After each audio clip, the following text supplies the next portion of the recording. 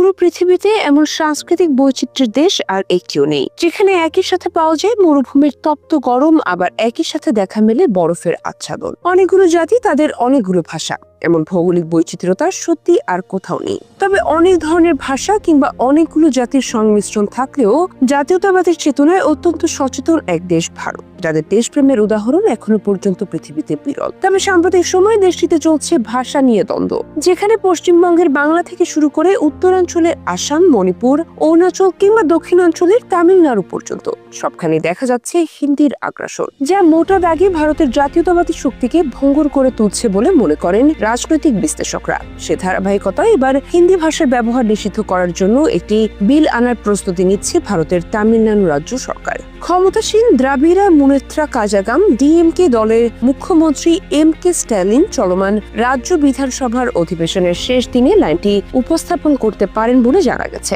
প্রস্তাবিত আইনের লক্ষ্য হল তামিলনাড়ু জুড়ে হিন্দি ভাষার হোর্ডিং, সাইনবোর্ড ও চলচ্চিত্র নিষিদ্ধ করা। ডিএমকে জ্যেষ্ঠ নেতা টি.কে.এস. এলানগোভনের দাবি, আমরা সংবিধানের বিরুদ্ধে কোনো পদক্ষেপ নেব না, আমরা সংবিধানের প্রতি শ্রদ্ধাশীল, তবে হিন্দি চাপিয়ে দেওয়ার যে প্রবণতা, আমরা সেটার বিরোধী। অন্যদিকে বিজেপি নেতা বিনোজ সেলভম বিলটিকে বোকামি ও হাস্যকর বলে আখ্যায়িত করেছেন। তিনি বলেন, ভাষাকে রাজনৈতিক হাতিয়ার বানানো উচিত নয়, এ ধরনের পদক্ষেপ রাজ্যের ভাবমূর্তি ক্ষুণ্ণ করবে।